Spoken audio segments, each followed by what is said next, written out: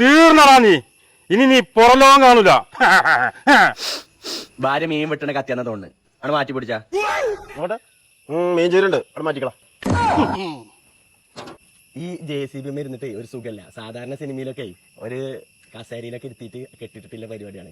അങ്ങനത്തെ ഒരെണ്ണം കിട്ടുമോ? നല്ല കുഷ്യനൊക്കെ അല്ലേ? നിർത്തടാ. അല്ല തട്ടി കൊടുക്കാണ്, അല്ലാതെ റിസോർട്ട് ടൂർ കൊടുത്തല്ല. നിന്റെ മറ്റേ ഫ്രണ്ടിനെ ഞങ്ങൾ വിളിക്കും.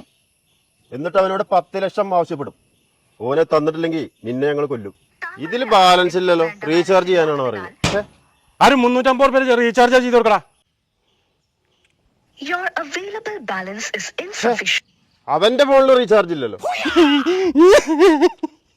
ഏത് നക്കിനിടാച്ച് കൊടുക്കണേ? അതൊക്കെ ആള് മാറിയോ? ആളൊന്നും മാറിയിട്ടില്ല. ഫ്രണ്ടിന്റെ ഒക്കെ പൂത്ത പൈസ ഉണ്ട്. ഫ്രണ്ടിന്റെ ഒക്കെ പൂത്ത പണം ഉണ്ടെങ്കിൽ റീചാർജ് ചെയ്യില്ലടാ. ഫ്രണ്ടിനും റീചാർജ് ചെയ്യാം. അങ്ങനെയാണ് നിന്റെ ബാലൻസ് തീരുമല്ലോ.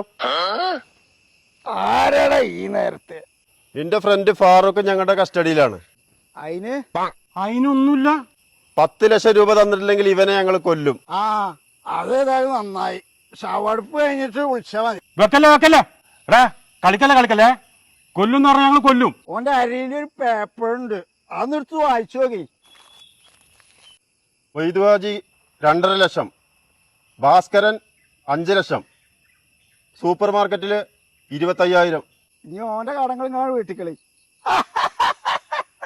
റബ്ബന്റെ ബേ കട്ടയച്ചു വിട്ടാ. അല്ലെ മെയ്തുവാജി ഭാസ്കരനും സൂപ്പർ മാർക്കറ്റിലൊക്കെ അങ്ങോട്ട് വരും തെരഞ്ഞിട്ട് നമ്മൾ കൊടുക്കേണ്ട ഒരു കയ്യിൽ നിന്ന്. അണ്ണാ നമ്മള് പൊളിഞ്ഞടാ. അല്ല ഞാൻ പോണോ?